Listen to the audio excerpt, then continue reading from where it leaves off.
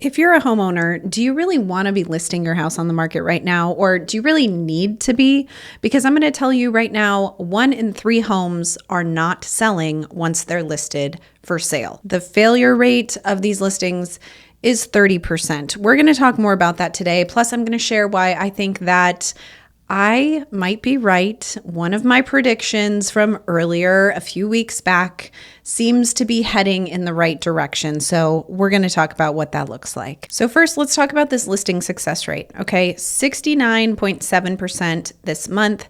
The historic average is 69.2%. So we are still trending above the historic average. However, it doesn't feel very successful when we're coming from a market where the listing success rate was much higher than this. In fact, even I think into the 90% range at one point. So where we stand today, around 70%. This is showing 71%, but the most recent info is actually that 69.7%. But you can see how we've gone down since June of 2023. We've just kind of slowly come down on this listing success rate. Obviously, for the pandemic years, in the 90% range, 93%.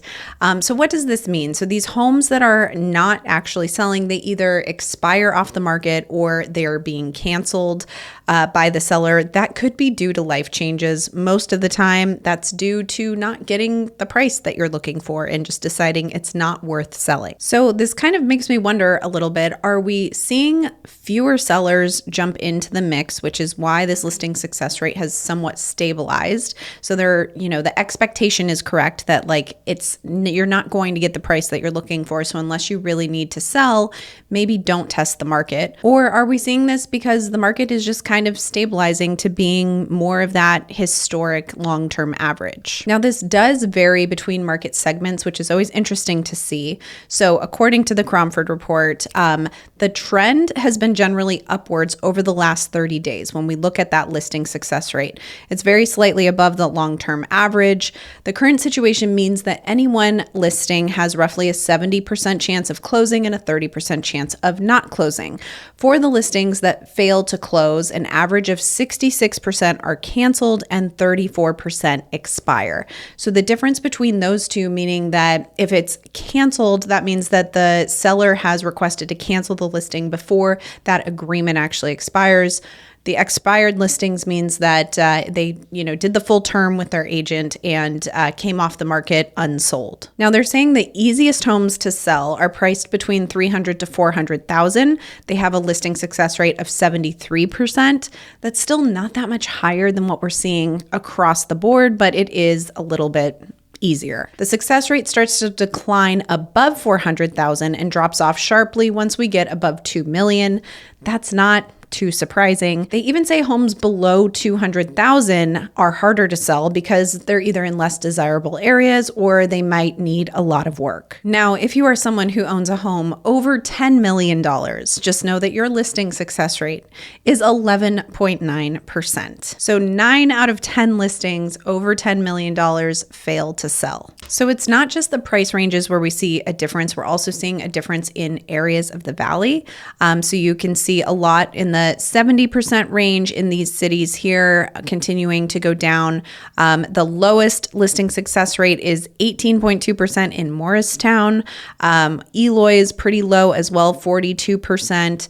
Carefree, Wickenburg. Some of these cities have pretty low listing success rates and tend to be those that are a little bit more in the outskirts than in the center of the city. If you're curious what the listing success rate is in your city, check the description below so you can request that information. So even though we're tracking along with that long-term average, it's still something you want to consider if you've been thinking about selling your home. If you do need to sell your home, pricing it correctly is going to help you actually be successful in listing on the market. And if it's something you just want to try and test the market, unfortunately, now is probably not the best time to be doing that. So knowing what your potential success looks like on the market as a seller, Let's also take a look at your competition because active listings have been increasing pretty steadily over the last 5 weeks or so. We're at about 24,745 active listings on the market. But this only matters if we can also compare it to the number of buyers out there. And so looking at the listings under contract is helping us see what that buyer demand looks like. And it did start to increase a few weeks back. It actually looks like it might be decreasing slightly, kind of hard to tell right now if there's an actual trend.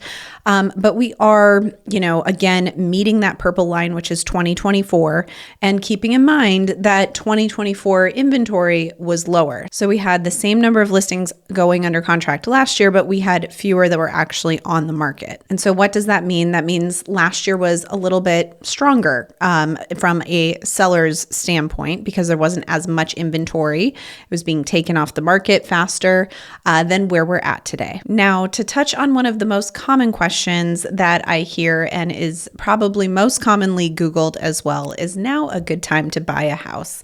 I wanted to share this article from Yahoo Finance. It points out a number of different factors. You guys, what I always say is it's a good time to buy if it makes sense for you personally, right? You have to have the right income. You have to have the right situation financially where if things change in the market, it's not going to take you down. You also have to think about future expenses with the house as well, replacing an AC unit, the roof, all of those things are going to come into play. It's not like you just buy it and you live there and pay your mortgage and have no other expenses. Being a homeowner is definitely something that can be costly, but it is also something that can pay you back in time if you plan on living there for a long period of time. So this article is saying some of the good news and reasons to buy a house. There's more homes on the market right now, so you have more things to choose from. Price reductions. In August, more than 20% of listings featured price reductions, with the biggest price cuts occurring in the South and the West. So yes, Phoenix is included in that. Now keep in mind, we talk about price reductions. That doesn't necessarily mean that the prices are the right number, right? Like that could just mean that sellers started too high at a price they were never going to get. So of course there was going to be a price reduction. Time on the market, the median number of days on market rose to 60 days in August. Again, you guys, this is looking nationally. This isn't specific to Phoenix, but just things to think about to your benefit as a buyer. Obviously, the longer listings are on the market, the more choices you have, the more desperate a seller may become in actually bringing down the price or offering some sort of concessions in the negotiation. Mortgage rates have been coming down. They did spike up last week again. However, we're still in that low 6 range. They also talk about new construction, how home construction has grown. 1.63 million homes have been added to inventory in 2024. And we've talked about this on this channel, how new construction incentives are amazing right now. If you are looking for something like that, a lot of builders are offering rate buy downs and other incentives, especially on spec inventory. So that is something that if you are actually looking to buy and this is, on your to-do list, looking at some new construction could be a good option to try to get a little bit more bang for your buck. Is it a good time to buy a house? To answer the question, they say you must look beyond broad market forces. Buying a home is more than considering macroeconomic factors. It's an important life decision based on your personal and financial situation. Very similar to what I was saying as well. They say consider where you want to be in 5 years. Think about your income, your credit score, your current debt load, and also your savings, what you need for a down payment. There's a lot of different things to consider. And again, that's what I mean by just make sure that you're financially ready for this. But in the long term, if you do plan to hold a home long term, it can be a good investment for the future. Now, the latest with Zillow, they just revised its home price forecast for over 400 housing markets.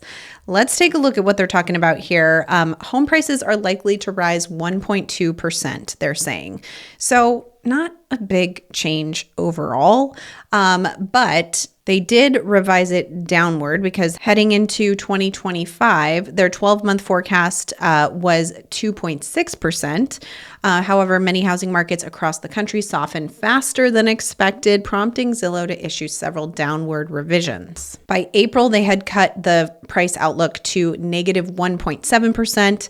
Now, their look ahead right now is a positive 1.2%. Now, Zillow expects these metros to see the biggest home price increase between August of this year and next year. Most of these are on the East Coast, if you take a look. So New Jersey, Connecticut, Michigan, Pennsylvania, Illinois, New York, New Hampshire, Tennessee, more Connecticut, South Carolina, Arkansas, Ohio. So kind of not surprising when we know that the East Coast is doing better than the South and the West Coast. They say for the 300 largest metro areas, they expect the biggest decline between this August and next August to occur in these 15 metros. Actually, a lot in Louisiana, Texas, California. Phoenix did not make this list. So I find that interesting. Texas, I'm not surprised about. Louisiana, I haven't been tracking the market there, but I am somewhat surprised to hear that. I would have thought that I would see a little bit more in California on this list than Louisiana. Now you can see where they're calling out Phoenix on the map here. This is looking at home prices between August of 2024 to August of 2025. So the year over year change they're saying is negative 3.6%. If we compare that to the change since 2022's peak, it's negative 11%. So they're saying prices in Phoenix Metro have gone down 11% since 2022. Active inventory for sale in August, they're saying 16,828. I'm not sure exactly how they're pulling those numbers, if they're looking at anything under contract or not, but obviously what I shared earlier is much higher than that. But they are saying there's been a 33% increase in the active inventory that we see today as compared to 2019, which I would say is probably fairly accurate. So according to Zillow, we are going to see a 1.2% increase in home prices. Really not much of a change if that is true. Here in Phoenix specifically, they didn't predict exactly what we'll see there, but it does look like we've been trending negatively year over year according to the data that they're looking at. Now, do you guys remember the lock-in effect? There was a lot of talk about how the lock-in effect is really going to affect our market after the low interest rates that we saw at the beginning of the 2020 decade, and that many people who got those interest rates were not going to be selling their homes. And that did happen for a while. But it does seem like the lock-in effect is easing. The share of mortgages with rates above 6% climbs to a 10-year high as Americans adapt to the new normal. This is according to Redfin. And you guys, at the end of the day, people still have to move. They have job transfers, they have deaths, divorces. There's a number of reasons why people actually have to sell their home, even if they do have that sweet 2.9% rate.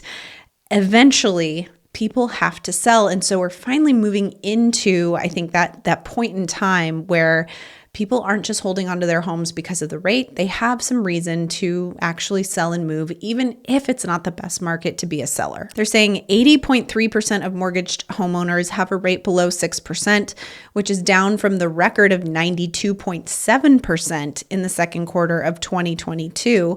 Just over half of mortgaged homeowners have a rate below 4%, down from 65% in 2022. Increased housing supply shows that mortgage rate lock-in effect is easing, but many buyers are still waiting for rates to drop to 6% or below to make a move.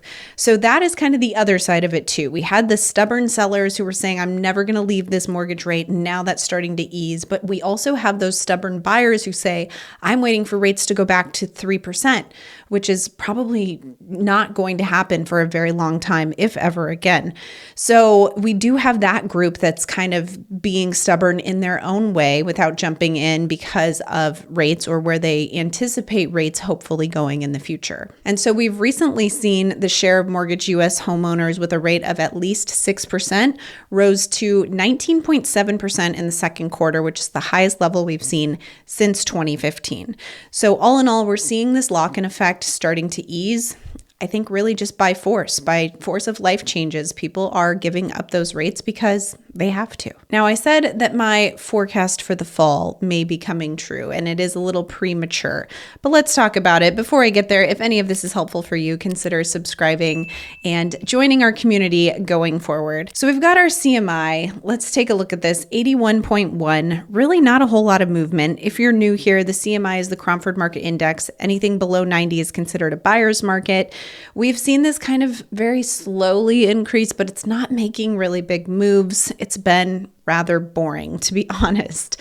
Demand 79.7, not big moves, even given the fact that mortgage rates have gone down, and our supply is at 98.2.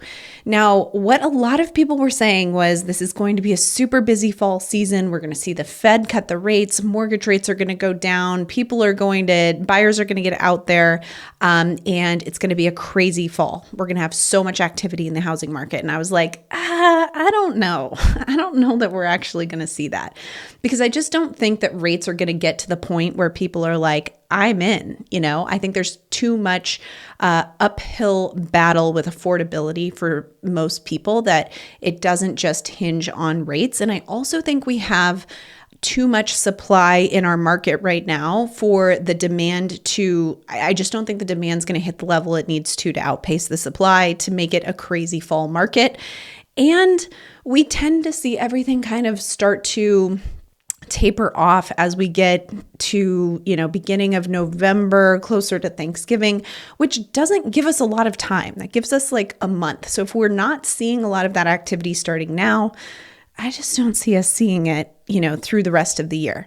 So that has been my prediction. And when we look at the CMI by city, we are seeing a lot of green arrows, but overall the month over month change has come down drastically. So this week, the month over month change that we saw was 3.1%, which is almost half of what we saw last week, which was 5.9%. And what we were seeing before that was 8-something percent, 9%, 10%. We were in the double digits, and it's just slowly been falling week after week. Further, we have seen over the last week, 10 of the 17 cities CMI moved in favor of buyers rather than sellers. And the overall CMI stopped rising, and it's starting to decline again very slowly. So again, to my point, I don't think that this fall frenzy that many people in the industry were talking about is actually going to come to fruition here. And the CMI is starting to reflect that. Mortgage rates were super exciting when they came down to the low sixes, but then they popped back up again.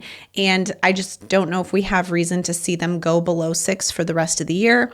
That's just my thought, but we'll see what actually happens. And keep in mind that listing success rate that we talked about at the beginning of this video is probably going to get a little bit weaker as we get into fall, unless something changes drastically with demand or supply. Again, not something I'm anticipating. So if you are considering selling your home, check the description below. I have a link to an instant home value. If you also just want to know what the CMI is looking like in your city to give you a good gauge on that, I've got a link there as well where you can request that information. I will see you guys all next week on my next market update.